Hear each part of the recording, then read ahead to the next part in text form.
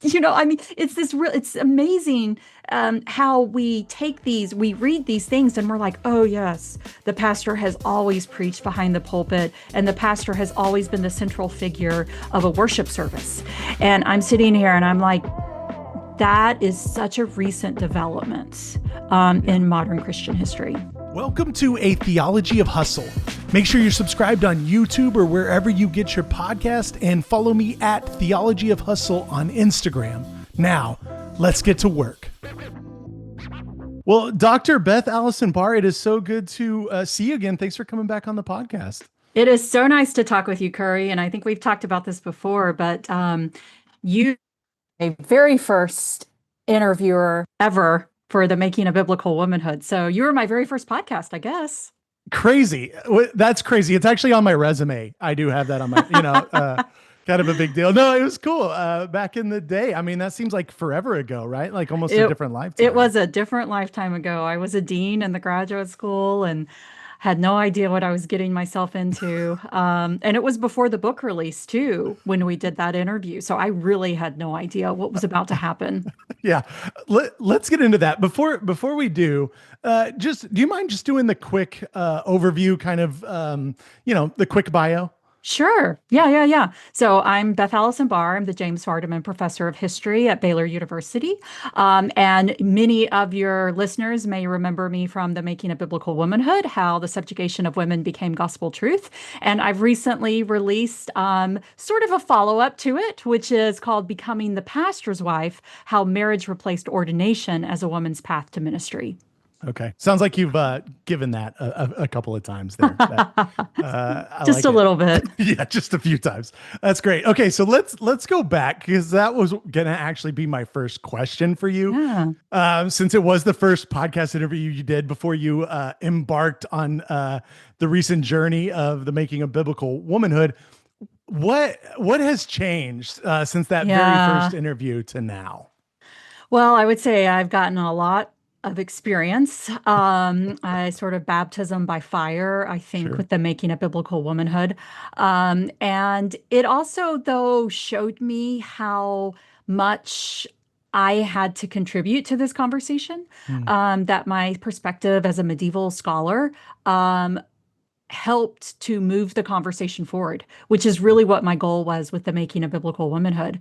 And it also made it clear that that I could continue to offer something that came from a different perspective. And so that is why I wrote Becoming the Pastor's Wife, because I felt like there were pieces in the Making a Biblical Womanhood that I had not fully addressed because I just simply didn't have time, and I was able to do that in Becoming the Pastor's Wife. So it's really nice to kind of be able to finish off that project on thinking about on maybe not finish. There's still a lot more to say, but Sure. sort of I think Becoming the Pastor's Wife completes what I started off to do with the Making a Biblical Womanhood. Yeah, I agree. I love the combo. And I just love how personal they both are for you. You get Yeah. to imbibe a lot of your story in there. Hmm. I know the Making a Biblical Womanhood was a kind of made a splash, Yeah. right? Offended quite a few people. Just a few. I mean, could you have ever been prepared for sort of the reaction and like, I guess what you were going to have to step into, like, vocationally, Yeah. in writing that book? No, I don't think there is anyway. Okay. I've learned enough in the publishing business that there is, there are factors that contribute to books doing well. Yeah. But there are some books that have all those factors and do everything right and still just, move out there. Sure. Sure. And so, the Making a Biblical Womanhood, the stars just really aligned for it. And I don't think anyone could have predicted that. And I don't think there was any way, even if I had predicted it, I don't think I would have still been prepared for the backlash. And as I said, I think one of the reasons, though, now I can look back on it and kind of see and be like, oh, that's what happened. But I think what it was is that I approached the topic from a different perspective. Yeah. That really, that hadn't been done before. And it caught the opposition by surprise, is what I think. Yeah. And Yeah. so, and they didn't have a ready response for it. And they still don't have a ready response for it. And so I think that's one of the reasons, too, why the reviews went really, in some ways, off the rails with people attacking my character and trying, because they were trying to Right. get at any way to undermine the message of the book. Yeah. Yeah, definitely. Mhm. Yeah. And I'm sorry that writing truth has to bring something like that. Yeah, it's okay. It helped me. Last time we talked, I was a dean in the graduate school at Baylor. And with the aftermath of the Making of Biblical Womanhood, I realized I could not keep doing that and stay in a full-time administrative role. And so sure. it led to me coming back to the history department in an endowed chair, which has really been fantastic. So Yeah. that's been a great change. Although I will always be grateful for my time as a university administrator. Yeah, I love that. That's good stuff. You keep kind of teeing up my questions, actually. Good. Yeah, so it's working out perfectly. But you spoke to something. You approach this topic from a different perspective, and I guess Yeah. I'll tee this up on my end. Something I've been thinking about. So I was talking to a friend about, we were having a theological discussion at a men's retreat. We were kind of talking Yeah. about theology, and some people were kind of getting into a little bit of church history, and I realized, I guess most Protestants today know so little about church history in Right. general, right? So there's this like first like 400 years up to the Council of Nicaea, ish That they might area. know. Yeah, yeah, Yeah. that they might know, and then Constantine and Christendom, and then maybe a little bit about modern stuff, but like there is just this huge swath in Absolutely. there. Is that your experience? Yes. Yes, absolutely. And I think and part of the reason for that is because North American Protestants are still really anti-Catholic. Yeah, And so there's sort of this almost this idea, and it's a crazy idea if you think about it, but there's almost this idea that for 1,000 years of history, that there weren't really Christians. yeah, And, yes, I'm just like, have you thought that through? yes, Have you yeah, really thought that through? Do you really think that between St. Augustine right, and Martin Luther, that there really weren't Christians?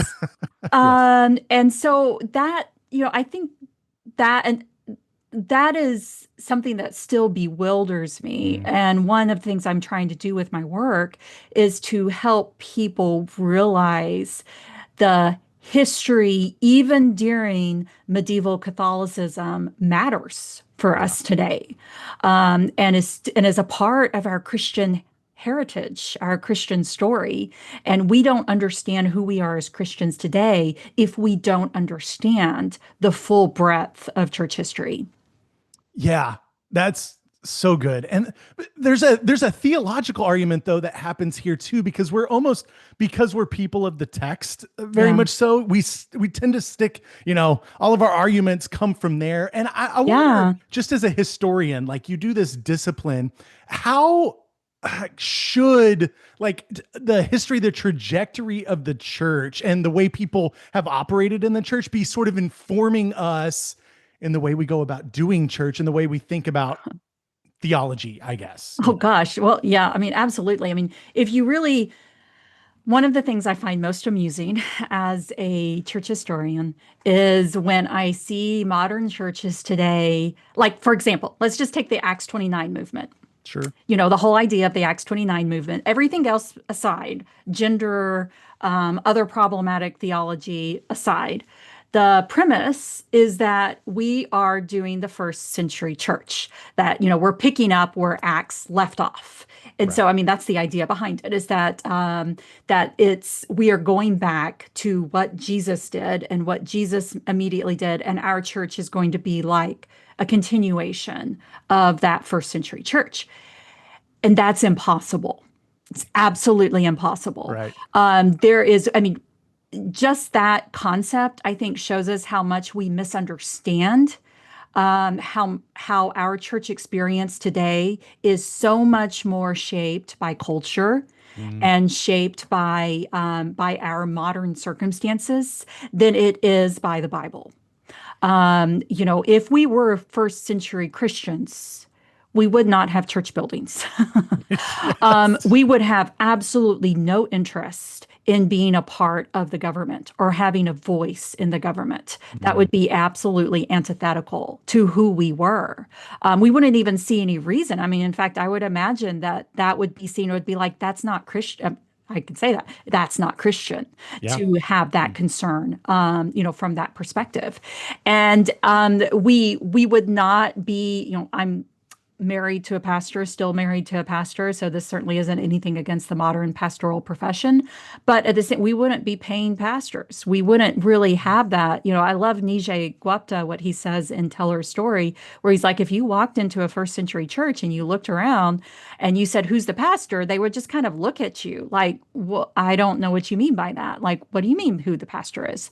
yeah. And that is, so even these modern debates about can women do this, and the argument is, well, they weren't allowed to do it in the first century, and you're like, no, that's a very wrong argument because this role did not exist in the first century. So Right. that's not the right question to be asking. So I think that's something that it's really hard to get across to modern Christians who have Mm, been taught that we are doing it the Bible way, who have been taught that that to be a Christian is to follow the Bible literally, and that's what we're doing. And it's like, that's actually impossible. What we are doing is we're following how our modern culture interprets right. selective portions of the Bible. Yeah. And yeah. No, that's yes, very much so. Very much so. So, how, in what ways then is understanding history, like the history of the church, like Yeah. the antidote to that Yeah. Well, I think it helps in us all be the ways? honest. Yeah. I Okay. think it helps us be honest about what we're doing now. And it Yeah. helps us ask different questions. So if we're like, okay, there weren't really pastors in the first century, then how are we evaluating leadership today? It's not saying there's a lot of reasons why the church has developed the way that it has, Mm, and the structure that it has, where it's outside, it's become a workplace in of itself. And it's not saying that's wrong. It's just that we've got to recognize that that is not a product of the Bible. mm, It's a product of our culture and the way that we do things. And so that would then lead us, it's like, okay, so if we've created positions that really have never existed in the early church, then why are we trying to say who or who cannot be in these positions right. based upon criteria that we think existed for those positions in the early church? It's sort of like we've created a fictional structure and said, this is the way that it looked. And now we're like, okay, and so now we're following this imaginary structure that we've created. And what history does is it breaks down that imaginary structure, where it helps us, be like, okay, actually, what we're doing today is what is our modern interpretation Yeah. of what we think is best. And so I think history helps us to be more honest about it. And it also helps us reassess why we have drawn limits on leadership Mm, today. Where do those limits actually come from? If it's not the Bible, then why are we doing it? And where does it come from? yeah. That's good. I love that. Some of the struggle though is too, and we you get into this in the Mhm. book, and we will definitely kind of work through that argument, but that some of these leaders propping these things up as like the way it should be will use like ahistorical arguments and say for the Absolutely. last 2,000 years it's been Yeah. like this, as if it's a brute fact, right? It just has like this is how it's always Yep. been. So this is, and nobody's ever going back and being like, well, is that a valid presupposition that you're Right. giving there? Yeah. Yeah, that's one of the things I was doing with becoming the pastor's wife is I was really tackling that question of ordination. Mm, And because that's it's funny to me, one of this book has gotten significantly different reviews than The mm, Making of Biblical Womanhood. It has not really gotten significant negative reviews. I mean, there was a couple that were really strange, but it got 3 stars by the Gospel Coalition. It got the World Magazine reviewer was like, you may not agree with this, but everybody needs to read this because Mm. it tells the truth about what the church has done to women. And I'm like, those are all wins.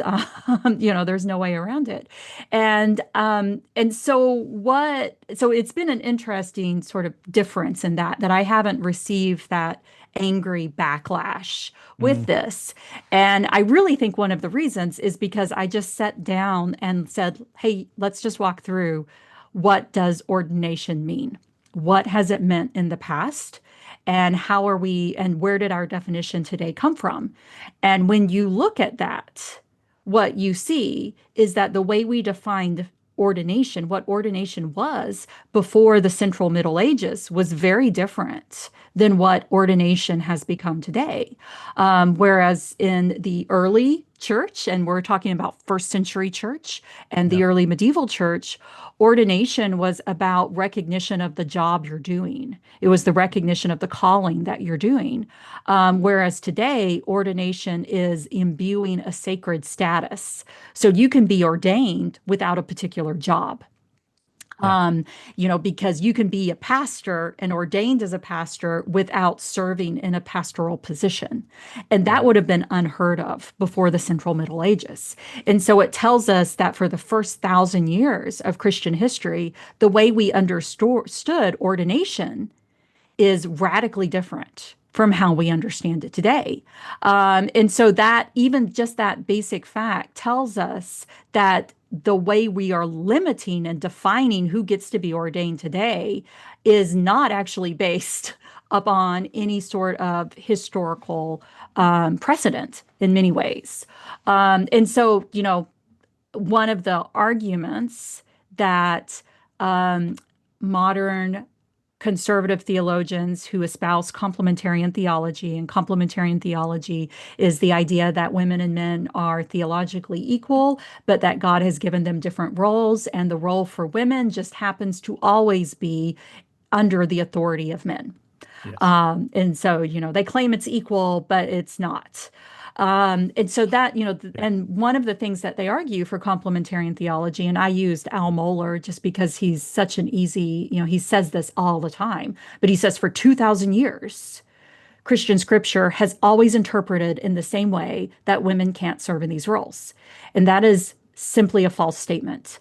Mm. And I'm not sure if Al Mohler honestly doesn't realize it's a false statement or if it's just something that sounds really good and so buttresses. And so, one of those reviewers, I remember it was interesting. I think it was the World Magazine one, was like, well, I don't really know why Barr, using Catholic history doesn't really matter to us as Protestants, but Barr's right about it.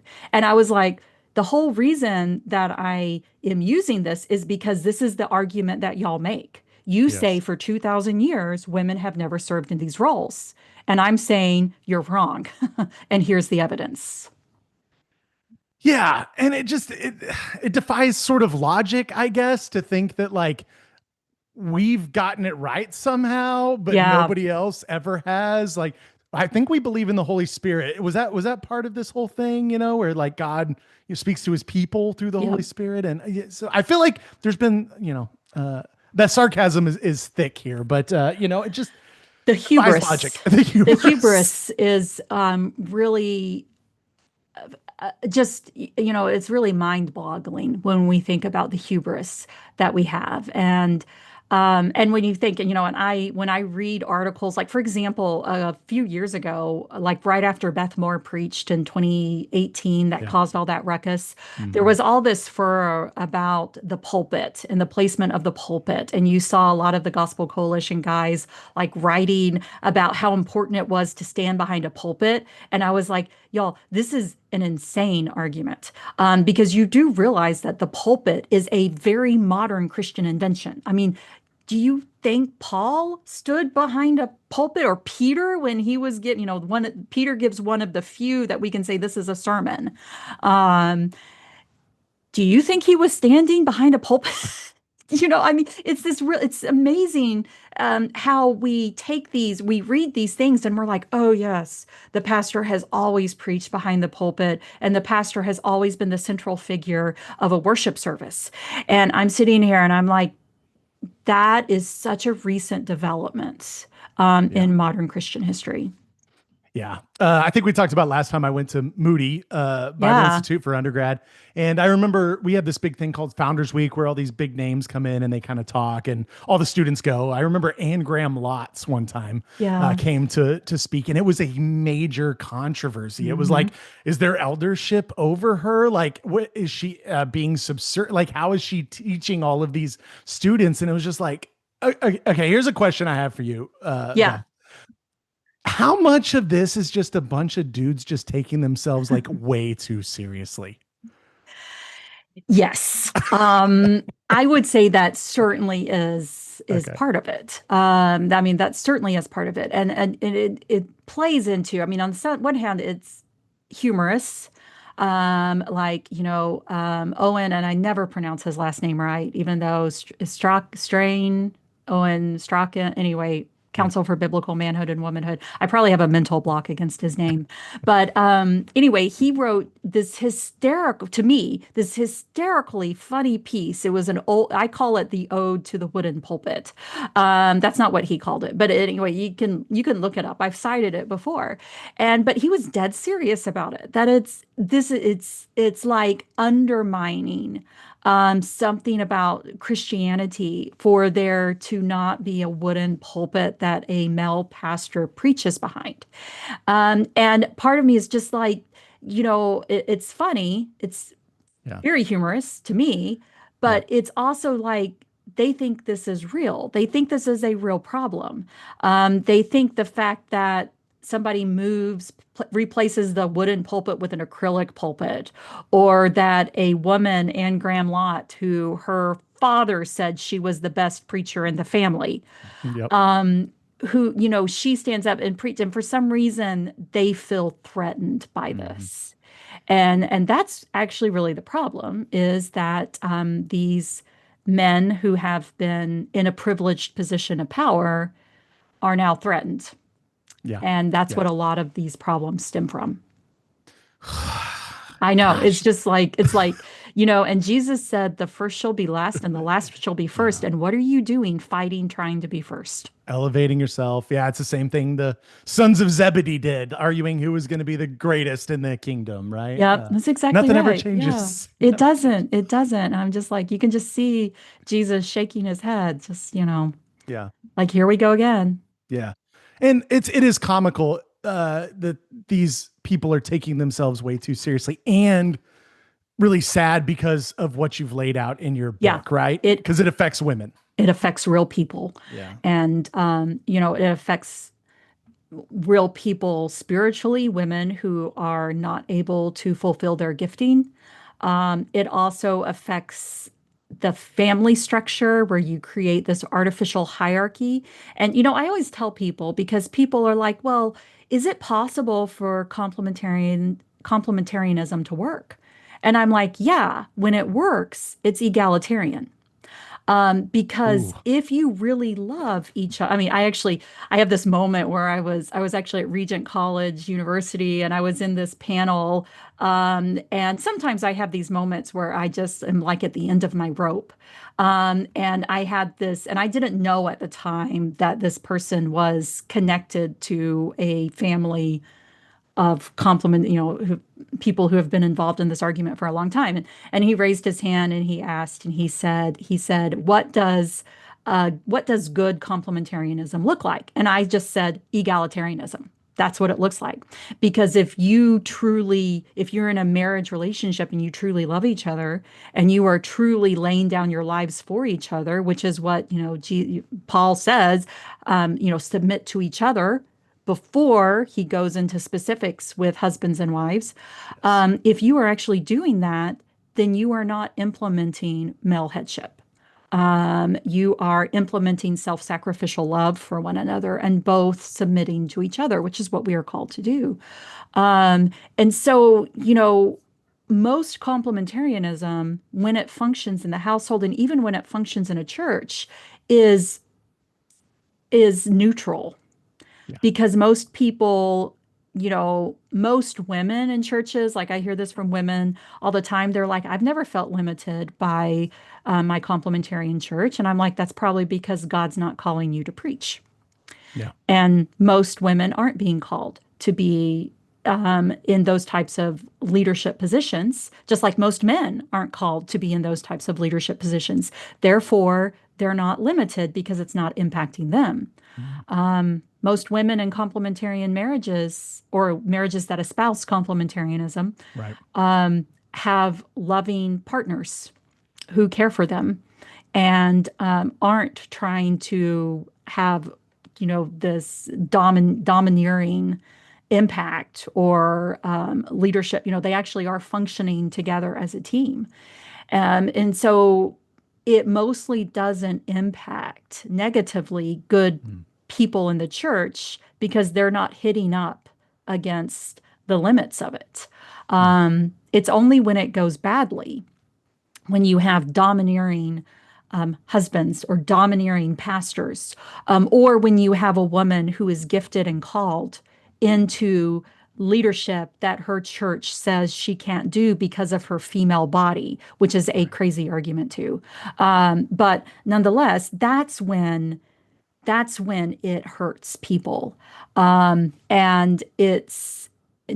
I think Lucy Peppiatt, who's one of my favorite theologians, she's a systematic theologian, and she once said to me, she was like, we don't judge a theology by when it works well. We judge a theology by its logical, when you take it to its logical Yeah. conclusion. Right. And that's really what I was trying to get across in becoming the pastor's wife is what happens when we carry this theology to its logical conclusion.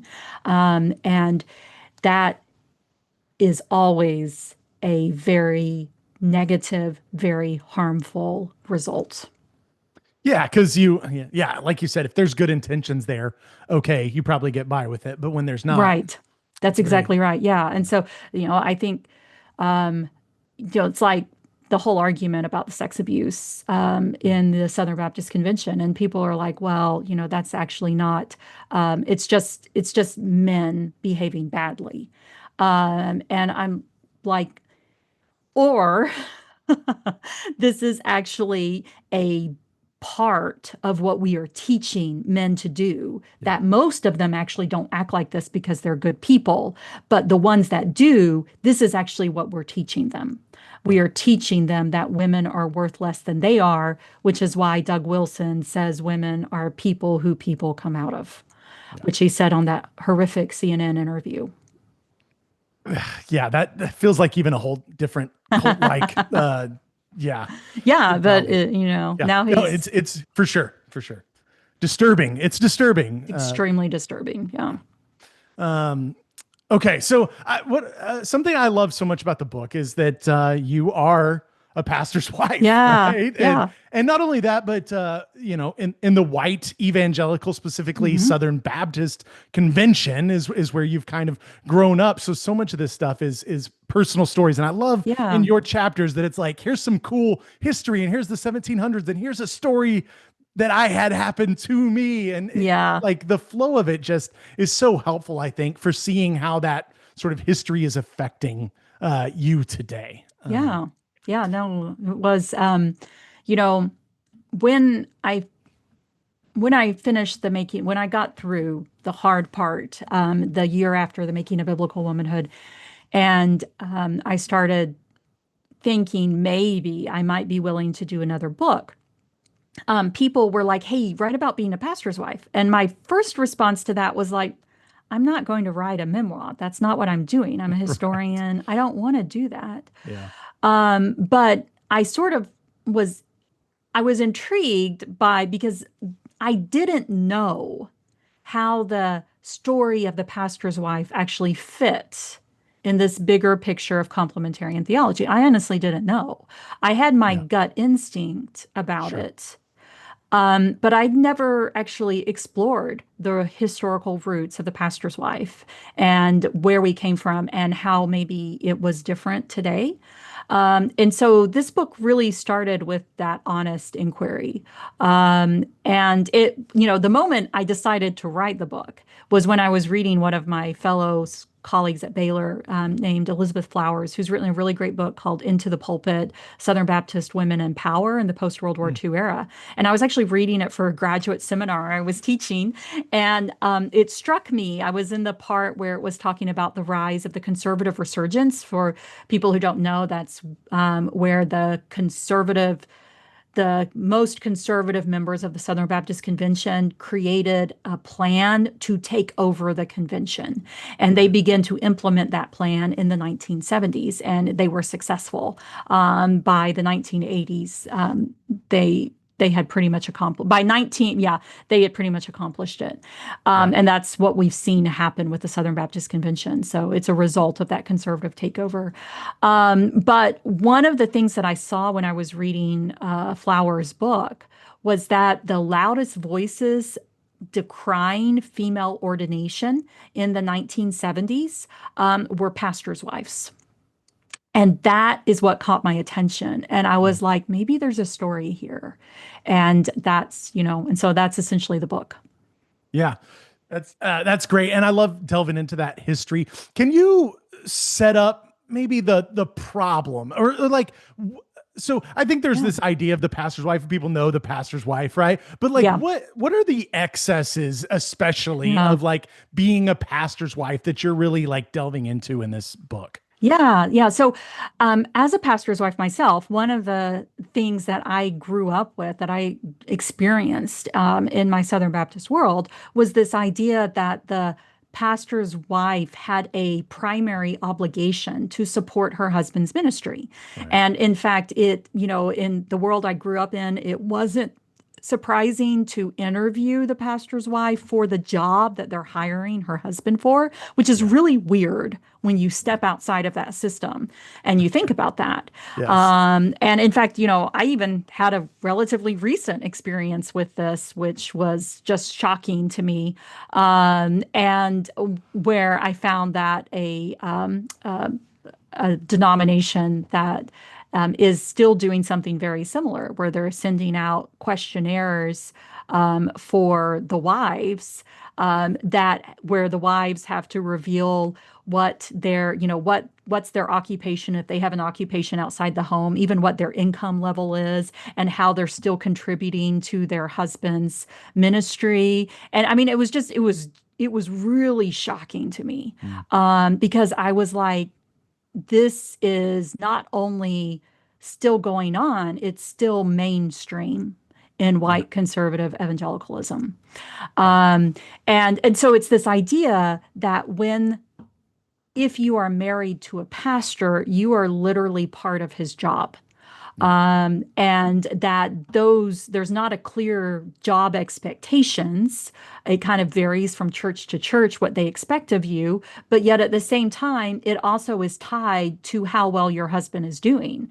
So your husband literally is judged by how much his wife is participating, or if she's doing, a good job. I mean, again, which is just an absolutely crazy thing.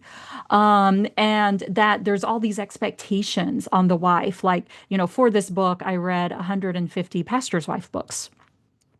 Which is something I will never forget. I'll probably never recover from. Um, and especially the ones that, I noticed a significant shift in them around the time of the conservative resurgence in the Southern Baptist Convention, that we see them beginning to take on this language where if your husband is called to ministry, you are called to. This is part of your job. And that his job always takes priority over your job. So if you're doing something outside the home, it's fine as long as it doesn't interfere with his job or with what he needs you to do. There was a lot of that language that was built into it. But then there's also these sort of crazy expectations put on pastors' wives, like you're an example in front of the whole church. And so it matters what you look like. You can't be too pretty. I think about, Barbie, that wonderful Barbie monologue. You can't be too pretty. You can't look like you're all concerned about your appearance, but you also have to stay thin. There's a lot of weight Yeah. management going on in these pastor's wife books. And in fact, one pastor's wife who was connected to Dallas Theological Seminary here, she actually recommended, she said that maintaining a healthy weight is connected to your spiritual health, and that a body that is not thin shows a spiritual life that is not under control. And I mean, it's just like, we're just like, oh my gosh, you're telling women literally. And you can think about pastors' wives who are expected, they're expected to have kids, to have babies, and all of those changes that are going on during that. And then as their kids are growing up and they enter into perimenopause and menopause, which has impact on their bodies that they can't Yes. control, and they're being told that it's connected to their spiritual health, and that they are, that their how they look is physically connected to their husband's job. And you can even think about Mark Driscoll, who always talked about his spanking hot wife, Yes. and these ideas. So, I mean, it's just these absolutely unrealistic expectations that become commonplace and normalized within white evangelical churches, and even into, in some ways, although it manifests differently in Black churches as well. Yeah. Yeah, that is disturbing, and it's hard to kind of think through. I mean, you even cite passages where she's required to like pack his suitcase for Oh him, like yeah. Oh yeah, unpack it. Like, absolutely. Yeah, Dorothy Patterson, I talk about, on the one hand, people are like, "Oh, I'm not Southern Baptist. This doesn't matter to me." And I'm like, and one of the things I really tried to get across in this book is that the Southern Baptist Convention is at the center of a lot of this theology, very much so. and that the Southern Baptists, it actually started these institutions to train pastors' wives. And this has spilled over into other Bible colleges where you find it in non-denominational spaces and other denominations. But in some ways, it really was rooted in the Southern Baptist Convention. And Dorothy Patterson, who was the wife of the of Paige Patterson, who is he was a disgraced seminary president in Fort Worth, Southwestern Baptist Theological Seminary. But nonetheless, she, for, oh gosh, really 25 years, was the matriarch of this pastor's life role, and she taught classes starting in the 70s on how to be a pastor's wife, and these became institutionalized at the six Baptist seminaries, and then, as I said, spilled over into other seminaries. And part of that curriculum that she created was whole lessons on how to pack your husband's suitcase, and that it was your job. I mean, I'm just like sitting there, that this is your job to pack it and send him off. And then when he comes home, to unpack it. And I mean, I'm just like, how, how is this part of a ministry position that has any, how do we get this? How do we get this from the Bible at all? Yeah. But this is what women are expected to do. Yeah, and it totally goes back to this just taking yourself too seriously. Like, dude, you can't pack a suitcase. Are you kidding me? Like, what is wrong with you? Yeah, I just it's also sort of like thinking about what women are worth. yeah. And I know one of the things people are like, well, of course, are you saying that it's not a worthy occupation to raise up children?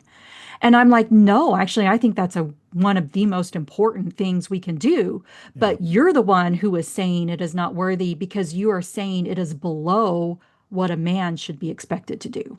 Yeah. And I'm like, so actually, it's not me making that argument. I think what women do is, amazing, and what pastors' wives have been expected to do, and the success that they have had, and how influential they have been in spreading the gospel in churches despite all of these Yeah. expectations and these things, is absolutely incredible, Yeah. what women have done. But yet, when we think about it, what this system does is say that what these women are doing only matters because it is helping their husbands. Yeah. And that's devaluing women's work. Yeah. Definitely, definitely. And so many of these churches would be like functionless without the women of the church. I was just like, Yeah, I mean, it it really amazes me. I'm like, when you think about it, and I often say this. My husband's a pastor at a very, very small, tiny, tiny church, and it is a privilege to be able to say that you can't teach a certain class because you're female. yeah, Small churches, that's not a privilege we have. for sure. You use who you have. And so the only people who can draw these lines are mostly in these upper middle class, wealthy, white, suburban churches, these mega churches that have Mhm. tons of people. They're the ones who can have the privilege to have these criteria that aren't based on skill or calling, but are Yeah. based upon like, oh, well, you may be called and you may be really smart here, but you can only be in a supportive role. Yeah. And so I don't think people realize how much of a privilege it is to deny women leadership positions. That is a really great point. And so many of the churches are these like smaller institutions. They're not massive churches, the ones Right. that you see all the time. Yeah. Yeah. That's a really Yeah. good point. I had not thought through fully. Yeah. Yeah, but, well, I mean, I think it's you see it a lot from the small church model, Yeah. and it's also crazy to me too because we worry a lot about the health of small churches, and when you start forcing this theology, like, we're in Texas. I know 3 years ago, I was in this meeting room with a lot of Baptist and other pastors in the area. And one of the things that was brought to our attention was that there are more than 400 Baptist churches in Texas at that time that didn't have pastors. However, there are way more than 400 women who have graduated from Baptist seminaries who feel called to pastor.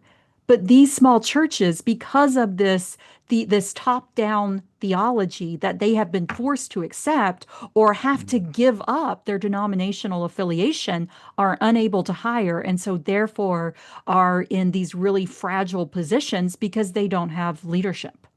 Mhm. And so these big churches, you can think about the president of the Southern Baptist Convention.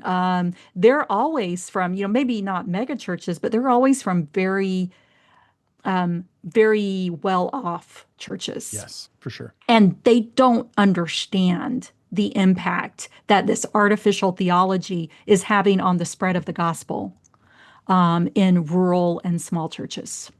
Wow. Yeah, that's powerful. That's a powerful way to think about I it. should write a book Yeah. about that, shouldn't You I? you know what? You know what? Anyway. I love it. I love it. Yeah, that's yes. So much there.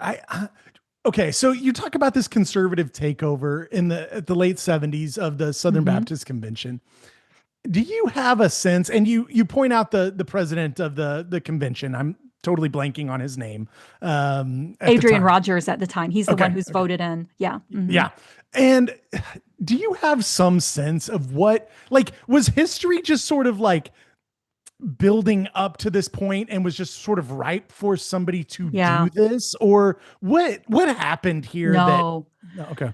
So, yeah, no. So, I mean, essentially, the conservative takeover. And, a main thesis of becoming the pastor's wife is that the emergence of the pastor's wife role took on a new meaning with the conservative resurgence, where it became the primary ministry model for women that they begin to be trained to do even within seminaries, Yeah. and that it was developed in a way um, to push women out of pastoral ministry themselves. And so that's the Mhm. subtitle, How Marriage Replaced Ordination as a Woman's Path to Ministry.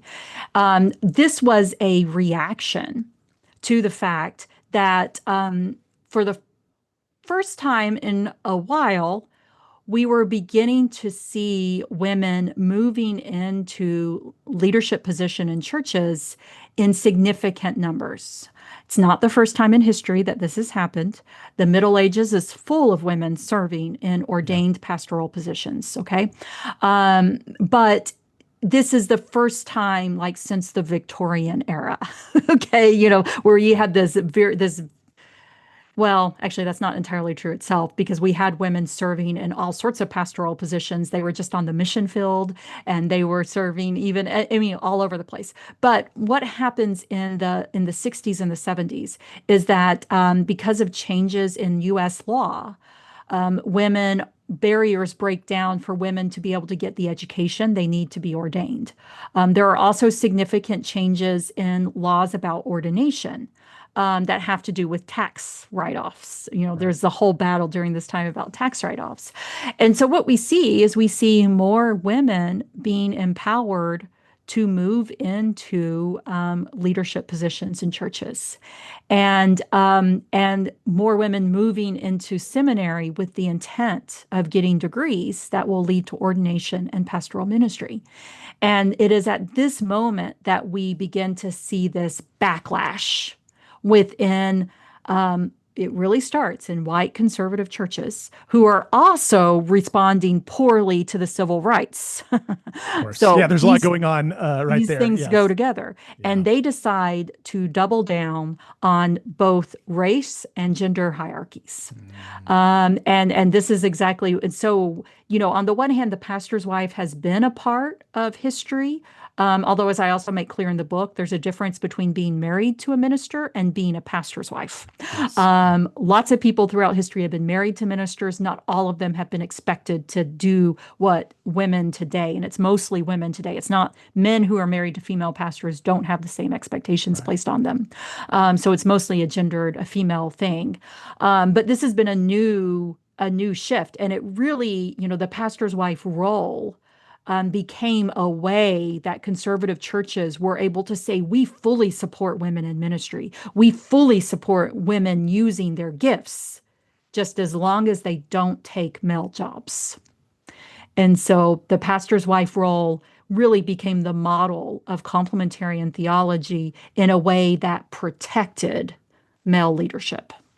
Yeah. So a theology built around maintaining power. That. Yes, absolutely. Which is, what I argued in The Making of Biblical Womanhood, that, Yeah. patriarchy is about power and power has never been about Jesus. And we fully see that come to fruition with what has happened to the pastor's wife role. Yeah. Yeah. And I really appreciated the nuance. I felt like the book had a lot of nuance because there, I don't know, we both been in ministry a long time, right? Yes. There's something different about being a pastor at a church because the whole family in some way is just Yeah. there, right? Like when I take a job as a pastor, I am deciding that this is where we're going to church on Sunday mornings. There's not a lot of options there in general. This is where the kids will grow up. This is your primary community for all intents and purposes. So there's something different that happens when you're a pastor. There's a different Yeah. Yeah. vocationally, professionally, it's a little bit different than a lot of other jobs because it's so dependent on sort of your family. Yeah. Right? Well, yeah, although I would argue that part of that is how we have created the position, Yeah. because I mean, That's if yeah. we actually look at the biblical world, we don't see that family element Mhm. involved in the same sort of way. We don't see an emphasis put on who the spouses are of those early church. It could be that there are, depending on the wealth of those early Christians, that they're actually starting as many different churches as possible. And so Mhm. that there could even be, spouse, I'm just totally speculating here, but it is very Yeah. possible that you have households that churches are meeting in where the woman is in charge, but also maybe male family members are off at other churches Mhm. because what they're trying to do is spread the gospel, and so they're trying to push out and get as many people out there as possible. And so I would say that and it's not that it's right or wrong. Yeah. It's just that the way we conceive of the pastor and his family, usually, as I said, with the male pastor and the female spouse, is something that we have created. and very recently in our culture. I would argue, I do a lot of work in the UK. That's where I primarily as a medieval historian. And a lot of this concept of the pastor's wife actually is similar to the lord and the lady of the manor, and it has carries that sort of aristocratic kind Mm, of class difference, which is something that was familiar, but then it kind of gets translated and takes on this new spiritual dimension, where it is that if you marry a pastor, that means God has called you whether you want it or not to yeah. be in this job. And I think so this past summer, I went to the Southern Baptist Convention because it was in Dallas. And I actually went to the pastor's wife luncheon. And this is something that I wrote about the genesis of this. I had a lot of fun. I learned a lot of wonderful things about these women, and I talk about them in the book. But when I went, I mean, it was actually, I really enjoyed the luncheon. Nobody knew who I was. I kind of sat in the Okay. I was back. going to ask, you were allowed kind of to They just no, I walk in took freely? I nobody. I just, I never put my full name. I just put Beth Barr, Okay. and so no, and anyway, they were all very friendly to me, and Yeah. we had all these fun conversations about what it was like to be a pastor's wife, because I am a pastor's wife. But the main speaker was on mental health.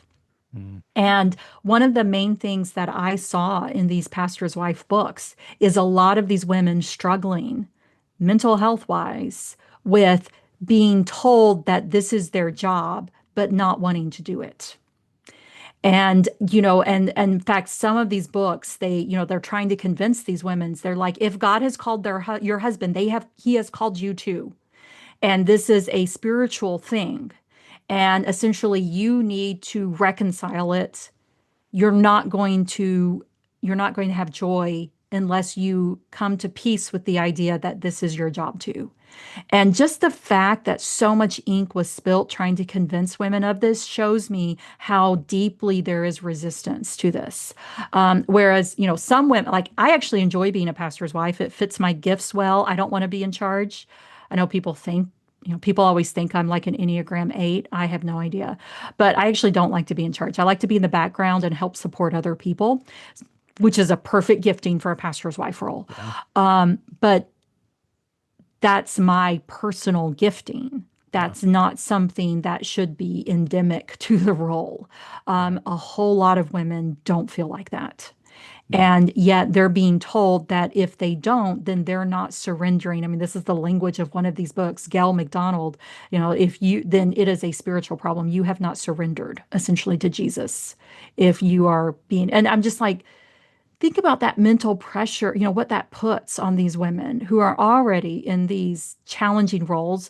Usually pastors don't get paid very much. And so there's financial burdens on the family. There's all of these expectations about what they're supposed to do, like maintain your weight, etc. And then they're being told if they don't have joy, it's because their heart's not in the right place.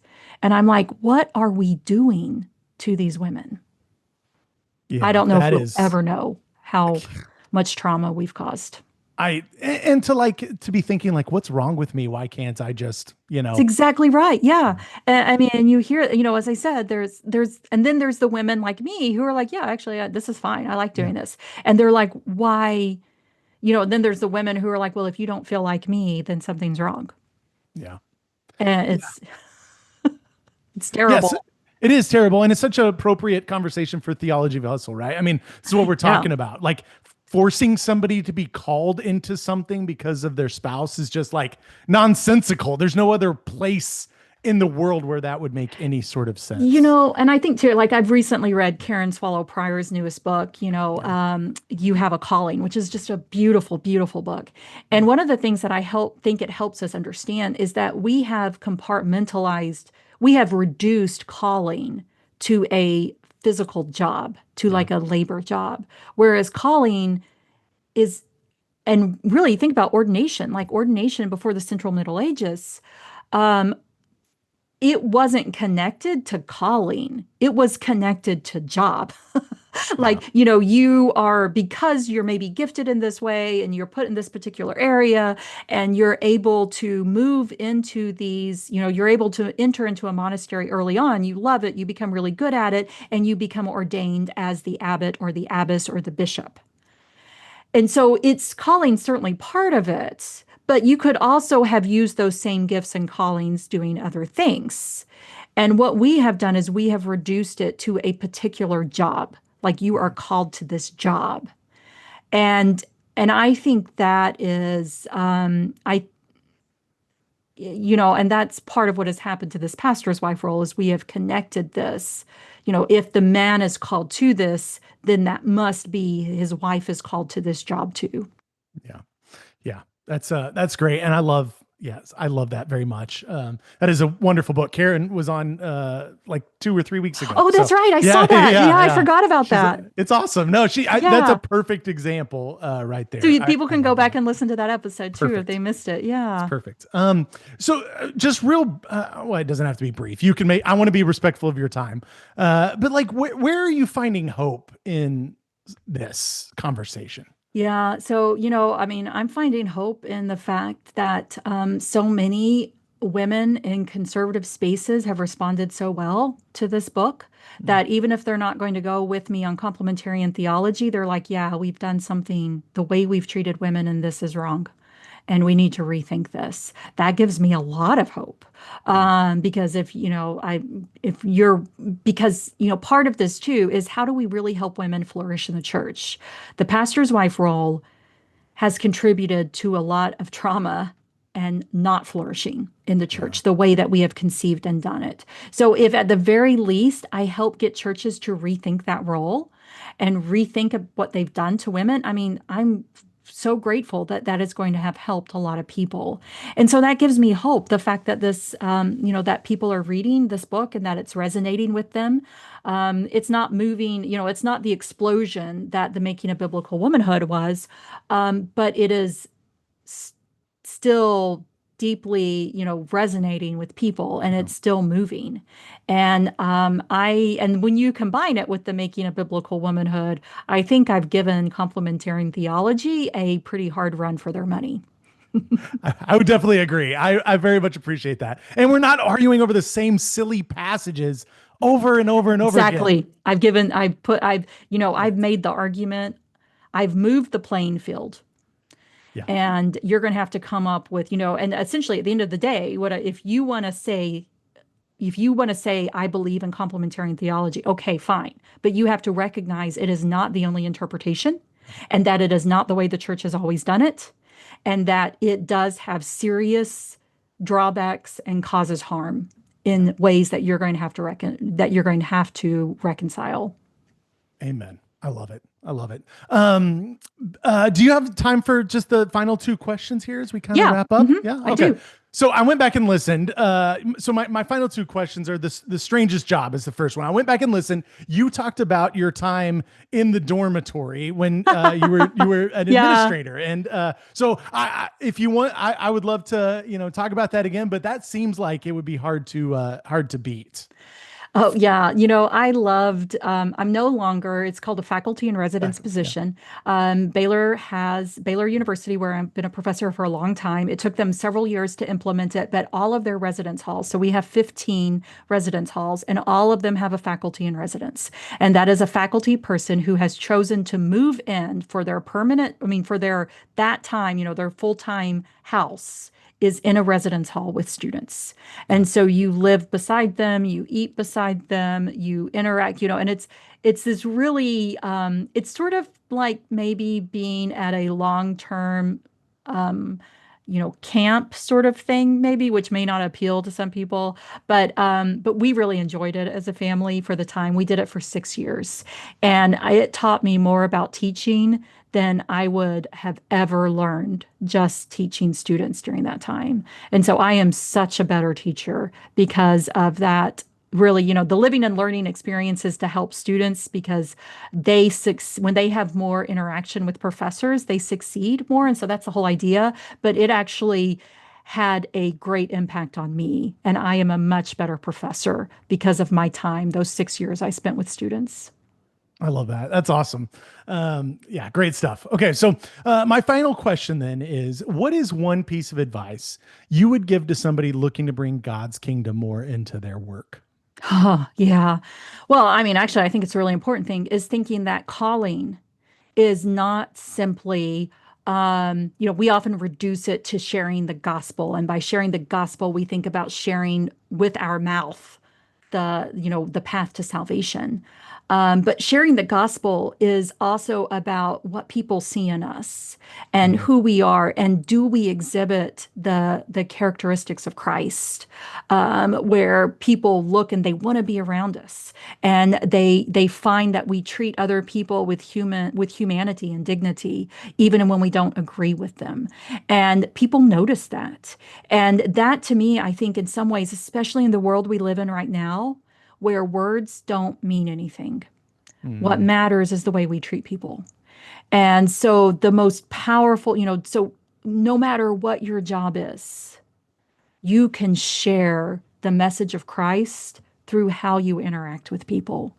And that I wish we spent more time thinking about that, and remembering that every interaction we have is a way that we can exemplify Christ. That's beautiful and very much appreciated. Beth, thank you so much for making time for me. It was great to Oh, connect again. yeah. Thanks for having me. It's so good to talk to you again. Thanks so much for hanging out and listening to A Theology of Hustle. Make sure that you like and subscribe, all the things, and follow me at Theology of Hustle on Instagram. My hope is that this podcast just encourages you in your work, whatever that may be. So until next time, get out there and hustle.